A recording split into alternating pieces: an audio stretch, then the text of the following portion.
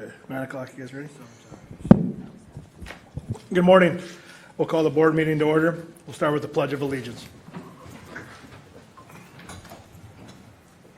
I pledge Allegiance to the flag of the United States of America and to the republic for which it stands, one nation under God, indivisible, with liberty and justice for all.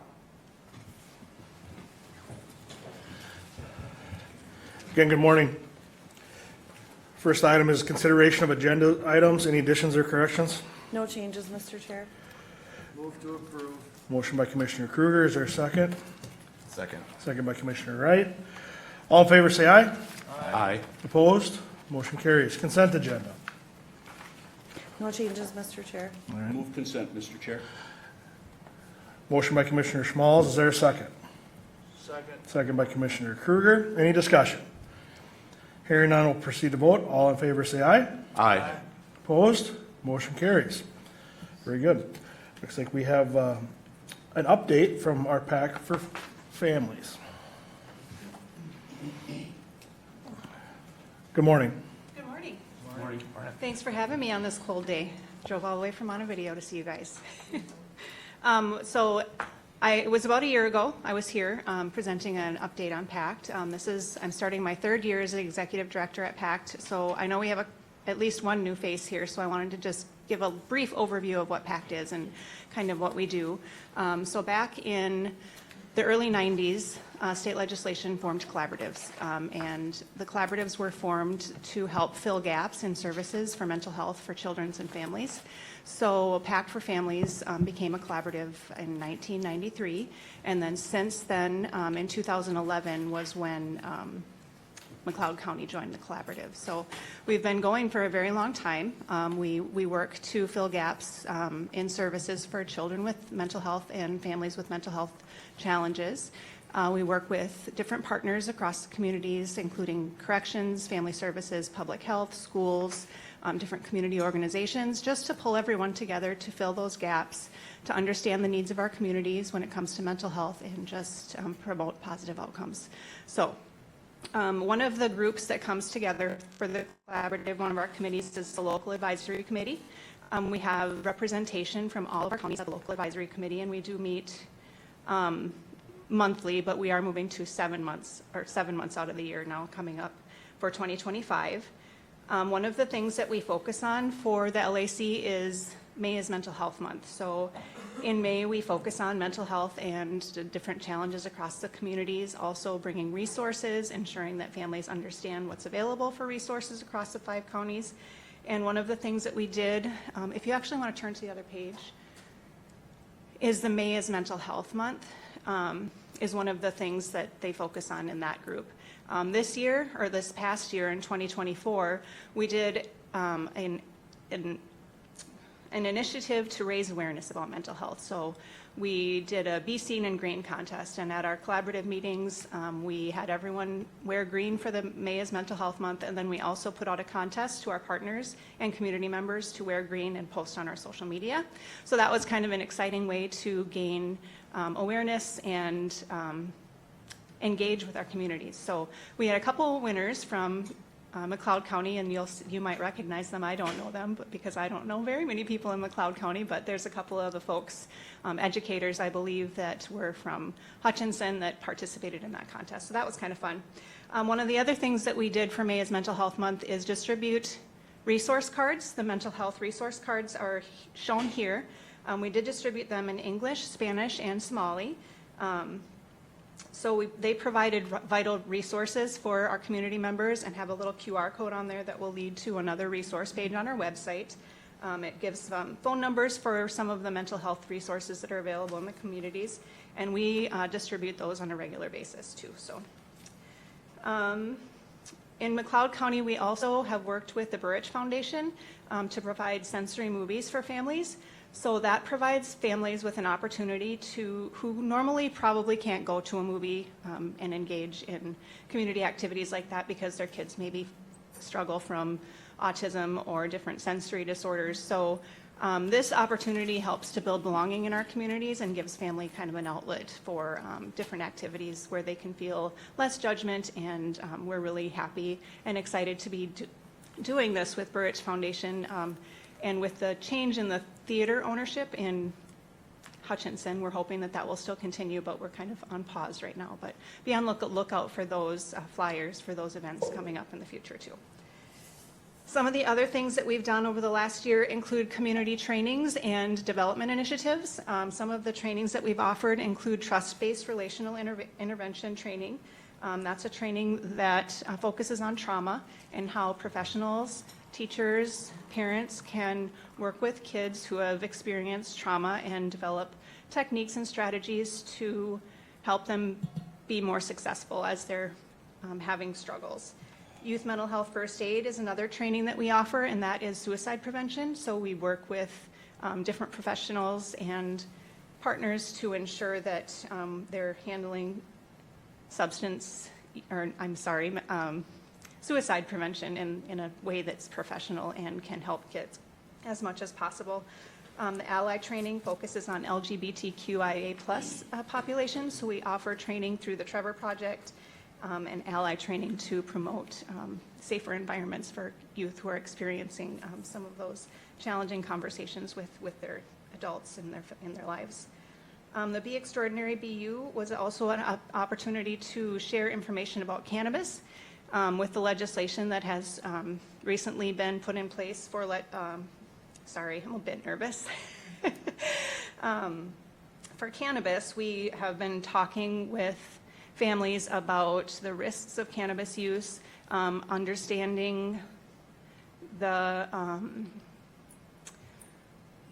perception of harm when it comes to cannabis use, especially with our youth. I think that's been one of the focuses. PACT has the Partnership for Success program, which we'll talk about a little bit later as I go over all of our programs, but I know that McLeod County also has their own substance use prevention coalition that they work with too. So we're working to determine if there's better ways that we can collaborate with that group, since we have our own program here at PACT too. The Youth Leadership Academy brings a youth together from all of our 5 counties and the school districts, giving them leadership opportunities, and is an opportunity for all of our counties to come together and learn about different opportunities that way. Our BRAIN conference just happened recently in November. Engagement for that was a little bit down this year, but I think it was a really great opportunity for us to talk a little bit more about suicide prevention and bullying and how we can address those things in our schools and our communities. So if you're looking for some information on that, we have a little bit of that on our website as well. We also offer discretionary grants, and in 2023, when I was here, I think I shared with you that I didn't have any discretionary grants for McLeod County. For this 2024, we did have 3 different requests. One was from the GSL Public School, and that was to help fund a week-long kindergarten camp. And then we also funded Corey Greenwood, which is a speaker that helped to engage students learn and grow as they explore simple ways to become more resilient when approaching life's obstacles. That one was he also went and spoke in Litchfield. So it was kind of a weird thing how it happened in Hutchinson, and then it transferred over to the other counties too. So that was a nice opportunity. We also supported a social emotional learning library at GSL, so that was another project that was great to get help with in that community, in this community. The discretionary grants that support all 5 counties include the Talking is Teaching initiative, which is an early childhood initiative that promotes talking to your kids and understanding the milestones that they're going through at the early ages of development. And then that was applied through the Wilmer School, but it was all for all 5 counties. So it goes out through the home nursing programs and through the hospitals when babies are born. So that was two years of funding for 2023 and 2024. One of our other initiatives that we support through our local collaborative time studies dollars and our budget through the collaborative was to support school social workers. And many of you are familiar with the transition that has occurred with the school social workers The LCTS dollars are meant to be innovative and evidence-based practices that can be implemented throughout our communities to promote positive outcomes. And that's through the collaborative, the funding that was provided through the collaboratives in the early 90s. So back in those early 90 years, we were pulling in about $4 million a year. And as the progression of the collaborative has gone and the funding has changed, we're bringing in much less. We're bringing in about $425,000 a year through the local collaborative time studies. So as we have worked to ensure that we're filling those gaps within our communities, we've had to do a little bit of adjustment to our budget to determine what some of those new and innovative projects can be. And the School Social Workers Program has been funded since the early 90s. So as we were transitioning and our budget became tighter, we realized that we had to look at ways that we could equally support the schools across our counties, because there's 17 across the 5 counties. And at the time of this transition, we were supporting only 9 of the school districts through social workers. So we had to make a challenging decision about how we wanted to allocate some of those funds, and we did. The CEO board did decide to change that and transition from 15% or 25% in 2022 down to 100% schools will employ their school social workers in 2025 and 2026. So that has been a bit of a challenge, and we're kind of working with schools to ensure that we can continue to collaborate with them. And we'll talk a little bit about the SHARE survey and other ways that we collaborate with schools as we get going here a little bit farther. If you want to turn the page one more time back to the beginning, or the end now. These are the programs that and initiatives that help us to support families across the 5 counties. So our Journey to Independence program started in 2020, and the first round of that grant ended in 2024. So that program focused on a youth aged 16 to 21 at the time.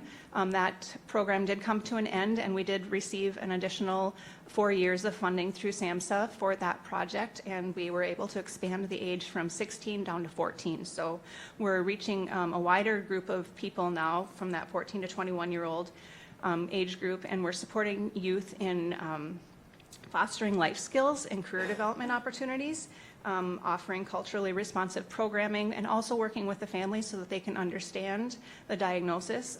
That program specifically deals with youth who are diagnosed with serious emotional disorders or serious mental illness, so that does require a diagnosis to be in that program.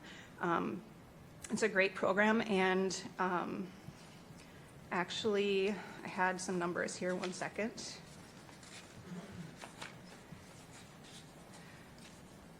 McLeod County actually has the highest number of youth that we serve in that program. In 2024, we serviced 14 youth, and in 2023, we serviced 18 youth. So that's a total of 37 youth in McLeod County that we serviced through that program to help them learn life skills, education enhancement, so once they've reached that high school age, transitioning into college and helping with support of that. Candido High County only had 38 youth, so you're right behind Candido High County on that one. We work with schools and different mental health providers through that program to make sure that kids can, and family services, so kids can transfer from youth-centered services to adult-centered services, because we know that sometimes during that transition some kids get lost. So we want to make sure that they have the services they need to be successful adults.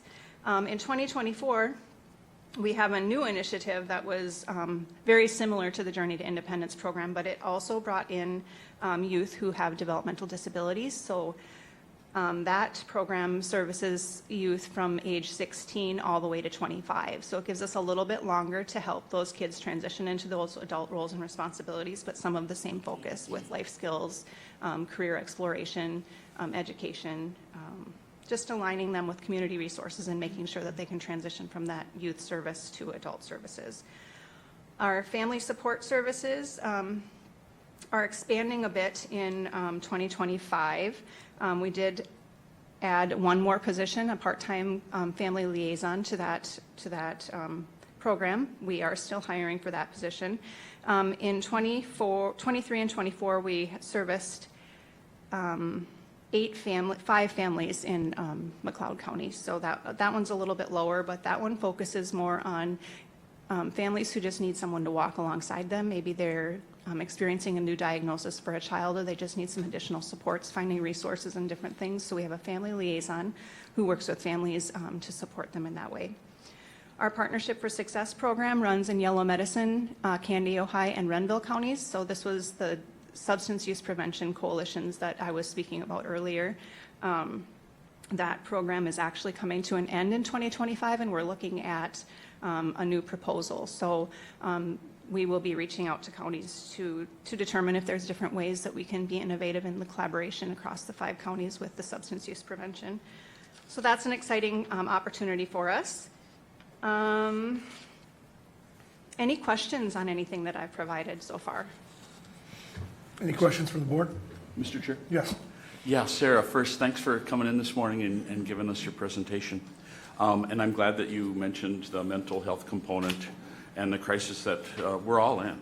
And we know there's not an easy fix to that. And I think we have to lean on our state legislators to try and help us deal with mental illness.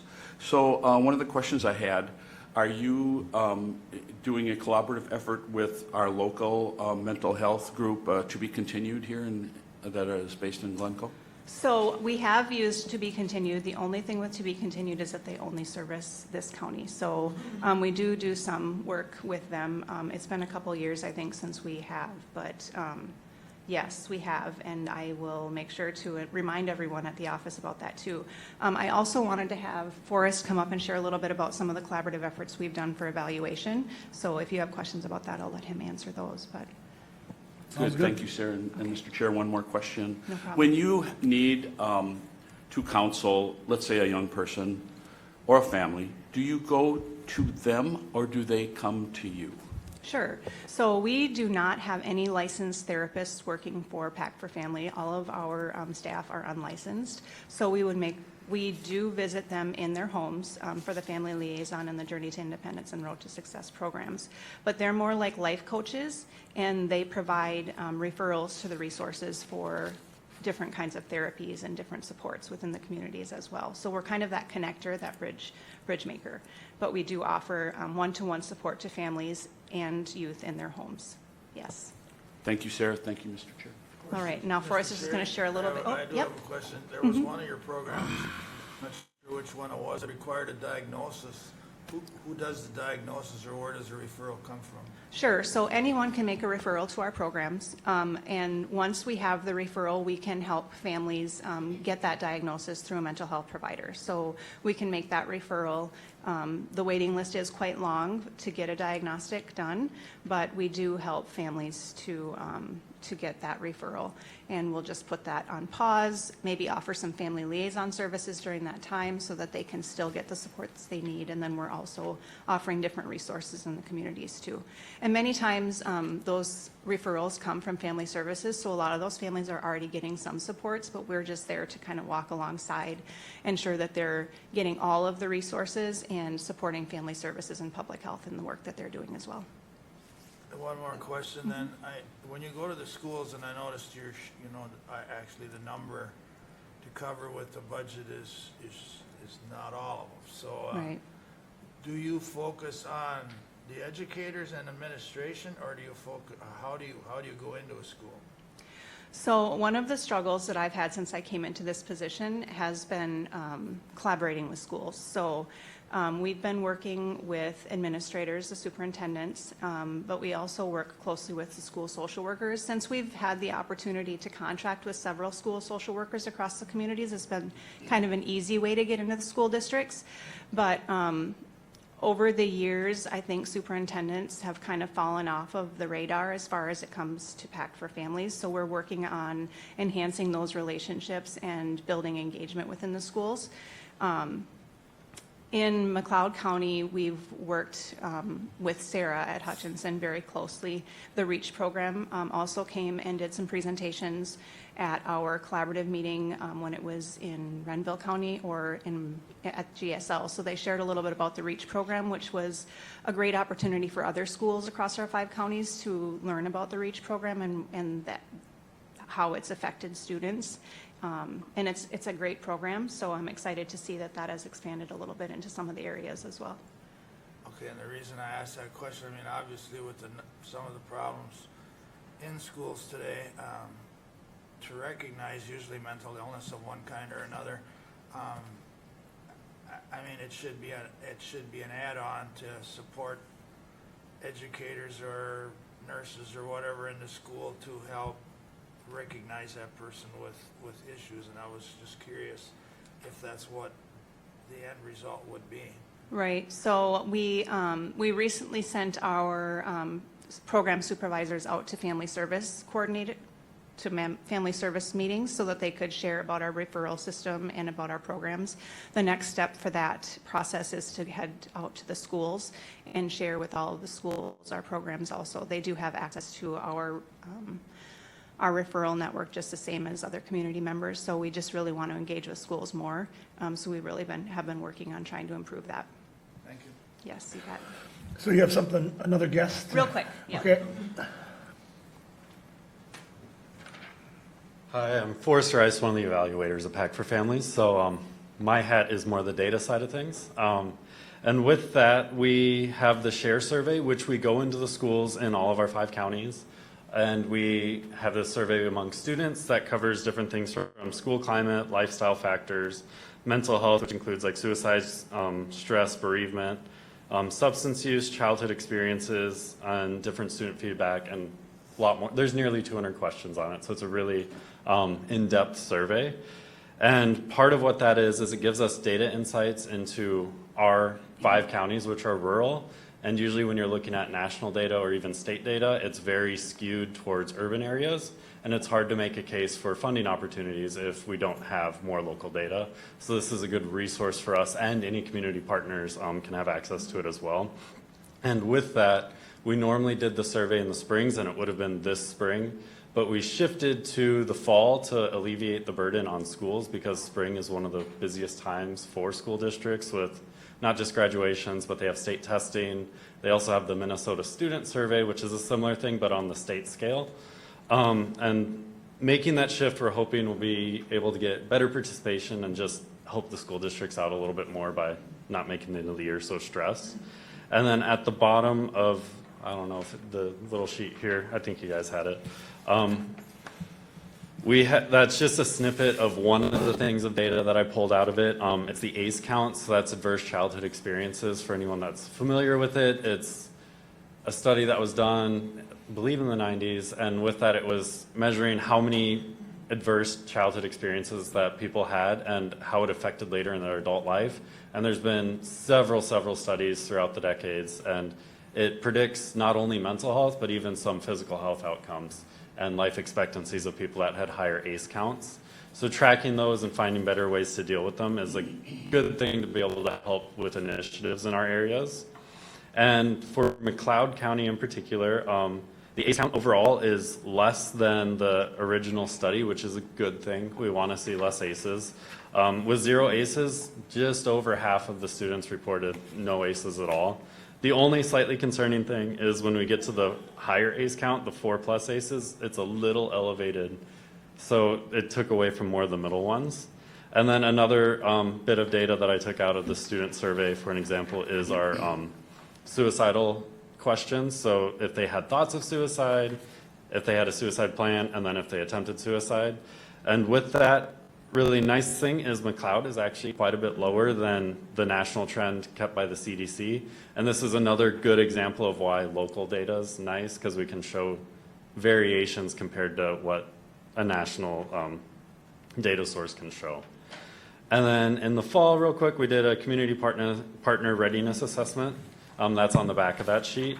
And that was just seeing how many community partners are ready to service people with serious emotional disturbances or serious mental health. And out of there was 42 community partners that responded out of the 5 counties. And one of the things is, I want to point out, is the leadership engagement on the key strengths, to where 82.6% report leadership commitment, so they believe that leadership really believe that this is an important thing that needs to be covered. However, it's kind of a paradox, because when you go to the challenges at the very bottom, the leadership involvement, only 13% of leaders are actively engaged in program implementation. So when you see a paradox like that in data, that means it's a red flag to kind of like look at it a little bit deeper. And it's what tools do we need to be providing leaders to get them more involved in these programs if they believe it is so important. So yeah, there's some of the data stuff, if there's any questions at all. Any questions from the board? All right, well, thank you very much. We appreciate you coming and great information. So, thank you. Thank you. All right, we'll continue with our agenda, Health and Human Services. Barrett.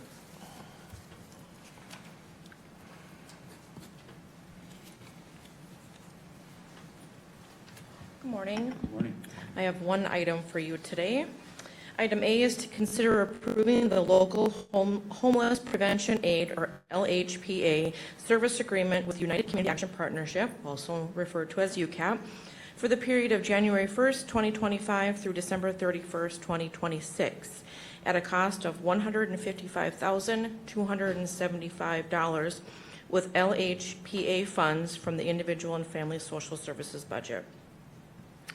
The LHPA program was created by the 2021 Minnesota Legislature to help local governments ensure no child is homeless within a local jurisdiction by keeping families from losing housing and helping those experiencing homelessness find housing.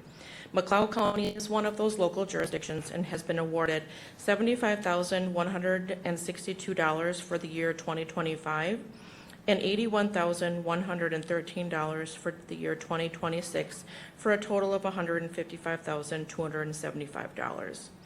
For the LHPA program, UCAP staff will work with homeless or at-risk households to determine the appropriate program to serve them. In certain circumstances, more than one program may be utilized. The below is what UCAP agrees to provide.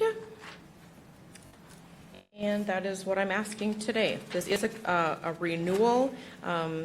We have provided UCAP with our local homeless prevention aid dollars in the past. And I did receive a report, that with those dollars in the year 2023, all funds were spent by UCAP with a total of 87 individuals being served, or 27 total households. So UCAP manages the funds, correct? Correct. So basically, we're the pass-through. We're getting those dollars, and we feel that UCAP is more equipped to manage those funds for us. Mr. Chair, I'll move request. Motion by Commissioner Schmalz. Is there a second? Second. Second by Commissioner Wright. Is there any discussion? Mr. Chair. Mr. Schmalz. I think I remember when this came about last year, we talked about, it's not enough money to add staff. How do we make good use of the funding? And if you can correct me if I'm wrong, Barrett, but I think that's when the collaborative effort came up with UCAP. We felt that UCAP was better equipped to administer the program and the funds that are available. And I just wanted to let the public know that that's how this program is working and the cooperation we have with the UCAP.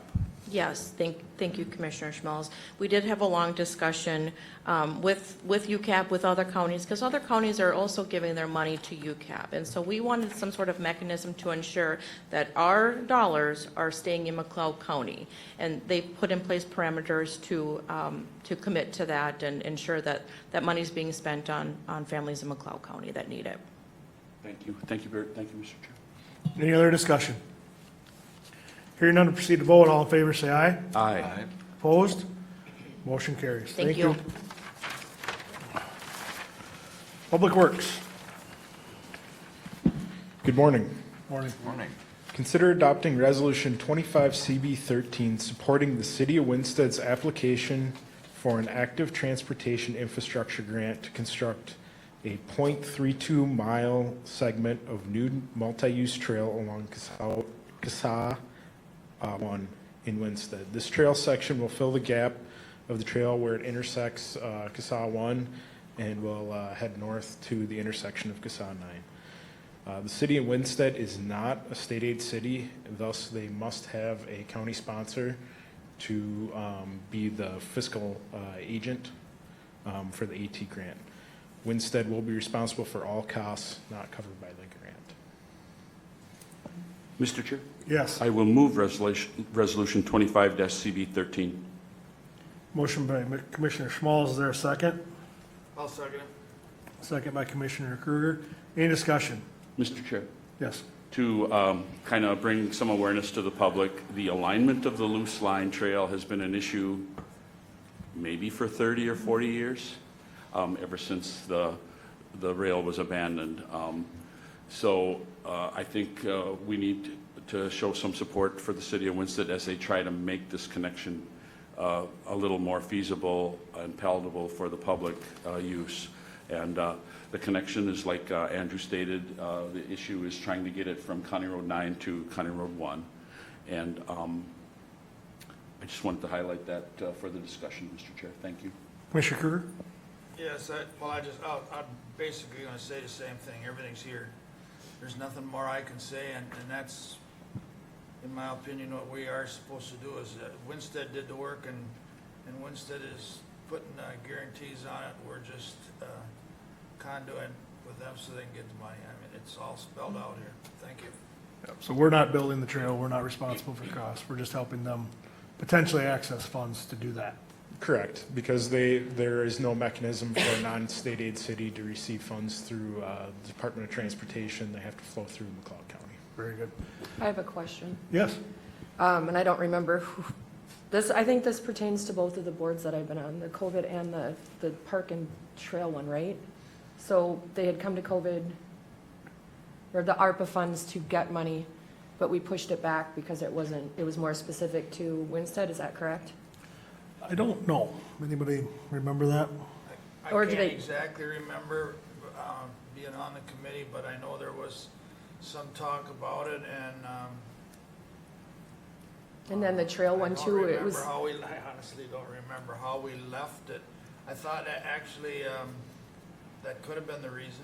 I thought it was like for both of those, it was a pushback because it was more for the town, not for the county as a whole. But I mean, if that's the case, I'm glad to see that Winstead is taking that extra step to finish that portion of it. So, Right, I mean, well, it's obviously been a talking point for many years, the Dakota Trail and whatnot, and I don't see us, in all honesty, the growth of Winstead, and they work hard to they've got manufacturing, and they're working with their cities, and I sure don't want to block anything. It's been, like it or leave it, it's been a sore spot in that trail, so I mean, God bless them that they're gonna take it on. And again, I had no qualms with it. I forgot about the conversation at the ARPA meetings, but I have no qualms with them being there, taking the responsibility of it, and I guess that's all I can say is, I mean, all three things it's all spelled out here, and I have no issues with it. The ARPA, Mr. Chair, sorry. Yep. The ARPA dollars instead were used for the county park connection, but actually with the Public Works Highway, doing some work to make sure that the participants, or not participants, but users of the trail could get from the trail up to the county park. So they were going to do some improvements there, and I don't know that, I think that those are completed. But Andrew wasn't involved in that. I That was was not before involved. his time, Yep. so I would have to pull up the map and look. But yeah, instead it was done that way so that it would benefit the whole county. Thank you. Which has been traditional, how we dealt with the funds as a whole, from the committee to the board. Yes, Doug? Yeah, that does ring the bell. That's what we talked about, is that connection with the park. I mean, it had to do with the parks. Now I do remember that, but I still don't remember how we left it, but that was where the conversation came from, for the connection to the city. Okay. Any further discussion? Hearing none, we'll proceed to vote. All in favor, say aye. Aye. Opposed? Motion carries. Thank you. Thank you. Information technology. Mr. Chair, I'll present for Matt. Very good. Thank you. Item A, consider approving the annual statement of work with the Minnesota Security Consortium for virtual chief information security office services at a cost not to exceed $20,650 with funds from the information technology budget. This is a program that we've been utilizing the past couple of years, well, since 2022. Over the past year, IT has submitted continued addressed security vulnerabilities, updated security and risk assessments, and continued work on draft security policies. We've had the same representative from the company the entire time, so that has been helpful, and would like to continue the work. Any questions? I can move to approve. Is there a second? I'll second it, Second by Commissioner Kruger. Any discussion? Mr. Chair. Yes. Discussion or rationalization, I'm not sure, but I do have a lot of truth or trust in Matt, and just following my own emails and different things with IT, I trust his judgment, and therefore supporting the motion. Agreed. Any further discussion? Hearing none, proceed to vote. All in favor, say aye. Aye. Opposed? Motion carries. Thank you. All right, on to county administration review of the calendars. Doug? That's what I got down on this end. I have to Doug? You can start out. Sometimes the chair gets to move people around. It's been a light schedule, to be honest. We had our workshop after the board meeting on the 7th, and since then, I've also had a Trailblazer meeting, again, changing leadership there. I was chair, and now I'm not, and our new commissioner will be serving on the leadership there, so that, to me, is a good thing. So, and then I had agenda review, and I had a meeting on 12A, or ditch 12 here in my district. We have a railroad underpass there, or culvert under the railroad, and deciding what actions to take to move forward to clean the ditch or make it function to the best of its ability. And also a MRF meeting, and I had a short MRF committee meeting, and then we had a short meeting with our highway and parks. That brings me to today. Thank you. Okay. I think on my list, Commissioner Kruger mentioned our MRF meeting. We do have some potential program tweaks coming up, and so we're actually going to start meeting a little more often, and then also develop a full board meeting shortly down the road with some potential that's out there. From there, Commissioner Kruger and I went and visited with Public Works on how the budgets and projects are aligning for parts for the upcoming year. Also had a chance to have lunch with our economic development director on some future plans for that committee, and maybe some things that we can look at for some opportunities. Met with one of our constituents on some potential tweaking on our feedlot ordinance, and so we'll see where some differences might come from that. And I'm looking forward to this coming Monday evening when we have our ribbon cutting ceremony at our new building at the McLeod County Fairgrounds. I know the public is waiting in line to rent that one, so we'll get that process started. That's it for me. All right, very good. After the last meeting, we had a rather long, lengthy workshop, but very productive one. Over the last couple of weeks, worked on the committee assignments some, had some personnel things come up.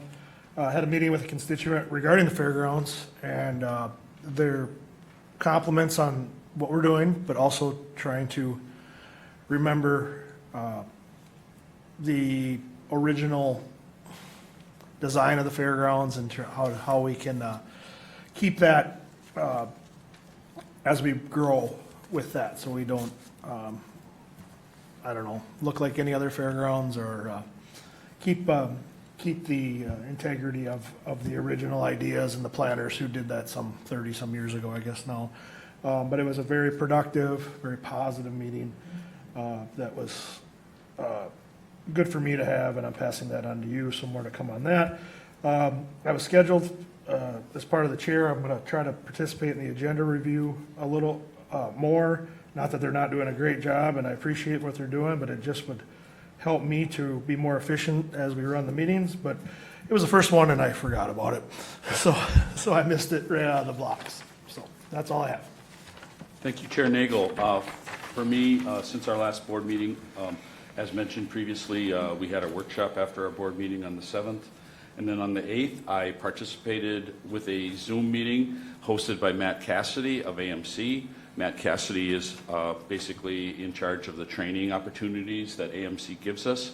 And the topic was Narcan and how it's distributed, how it's available, its use, its expirations. So it was targeted for commissioners. And shout out to Wright County. Wright County was basically giving the presentation for the Narcan Zoom, and it was very informational. And then right after I got off the Narcan Zoom, I went online and watched the Pact for Families Zoom meeting that afternoon as well. And then Thursday, the 9th, Prime West Joint Powers Board drove to Alexandria. And it was pretty much business as usual. Most of the day was spent on orientation and a welcome to the new Joint Powers Board members on Prime West. And last week, I'll just mention that I completed my Board of Appeal training on the 16th, and that brings us to today, Mr. Chair. Yeah, I think that's something that I have to get done too, so thank you for the reminder. All right, sounds like you got a new job. I did, yeah. After last week's 2 weeks ago, the workshop, I actually took a little vacation and came home from that, and then I was out sick for a couple days.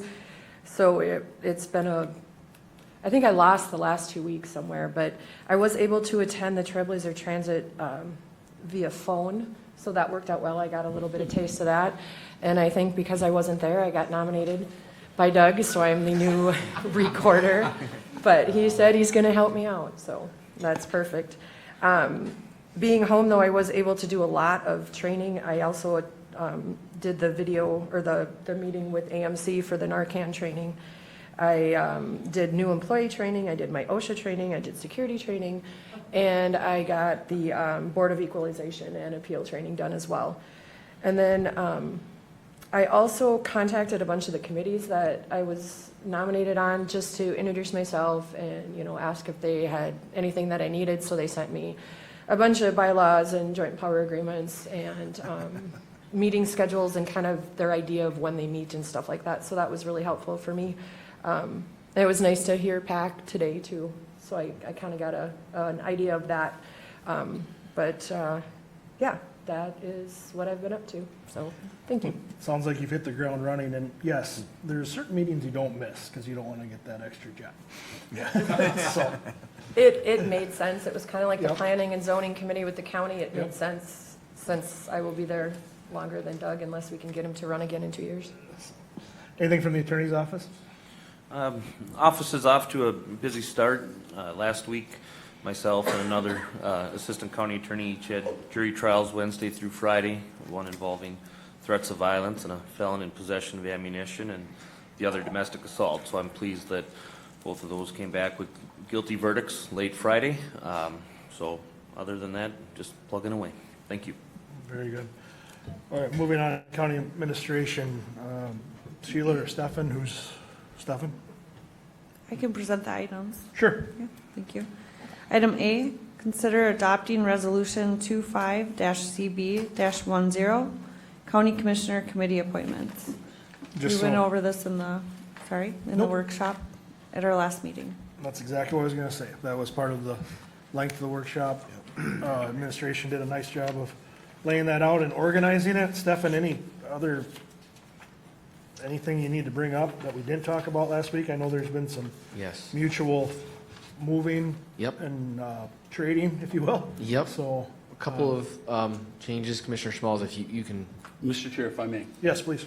Yeah, a little bit of discussion about our assignments and giving it a little more thought about mine specifically. And there's a couple of things that I discussed where I was still interested in serving on the UCAP Joint Powers Board as an alternate. Basically because of the continuity, me being there for 4 years, and me giving it some thought that I still have a couple open issues that I want to follow through on with UCAP. So that was a request that I brought forward and hopefully can be agreed upon. And the second one was kind of the same thing with supporting hands. I also would like to be listed as the alternate on supporting hands because of the continuity.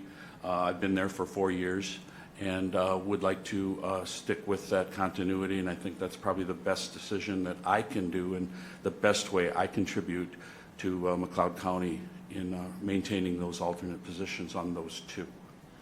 Very good. So, If that's agreeable with Commissioner Nagel and Commissioner Kruger, to give those positions up to me, I would appreciate that. yeah, that's just fine. Stefan, you want to go over any other changes or anything you think we need to bring up before we approve the list? So I think Commissioner Schmalz did have another, but I just wanted to say quickly, so these changes that Commissioner Schmalz has mentioned, they're not reflected in the background packet that's online right now. They will be reflected, obviously, in the final resolution, and I can update the packet once we're done. But I think Commissioner Schmalz had one more thing to discuss. And additional comment, Mr. Chair, with kind of doing a little bit of horse trading, there was a discussion about how to serve Central Minnesota jobs and training. Both Commissioner Chuchka and I have absolutely no continuity with the group at this time. So I think if it would be palatable, I would gladly give up the Central Minnesota jobs duty to another commissioner. Mr. Chair. And I think Commissioner Chuchka feels the same way. Commissioner Kruger? Commissioner Schmalz did talk to me about that. I have no objections. I'll do what I can. I have no continuity with it either, and I don't have. But I'll give it a try, and it'll be what it'll be. But I'll see how it works. But bottom line, no objections as long as it's written into the minutes and we do it the way it's supposed to be done. Now that's the only real big change that I have. Is that correct? Yeah, and then I think I mean, I've been doing some scratch. I think it makes most sense, Doug. Yeah, that'd be the change that we have throughout. And then I would take the alternate spot. All right? On that? All right. So Commissioner gentlemen. Nagel, you will take the alternate position at Central Minnesota Jobs and Training Services, and Commissioner Kruger, you will be the primary. Correct. Very good. All right. Everybody good? All right. So we'll need a motion to approve the Commissioner Committee appointments. So moved. Lori got it, if somebody did. Well, we're not going to keep score, but Yeah. motion by Commissioner Chachka, second by Commissioner Wright. Is there any discussion? Mr. Chair, just the discussion, I mean, if something goes terribly wrong here, there's nothing to stop us from having that discussion Yep. and doing some, I don't see that, but I mean, I just want to put that in. Nope, that's always something that we can talk about as we move forward. So, any further discussion? Hearing none, proceed to vote. All in favor, say aye. Aye. Opposed? Motion carries. Moving on to the staff appointments.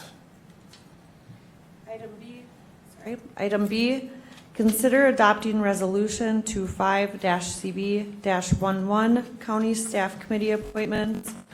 Again, discussed at the last workshop. Were there any changes since the meeting? There are no changes reported to me since the meeting. Thank you. All right, with that, I'll move to approve. Is there a second? Second? Second by Commissioner Schmalz. Any discussion? Hearing none, proceed to vote. All in favor, say aye. Aye. Opposed? Motion carries. Item C. Thank you.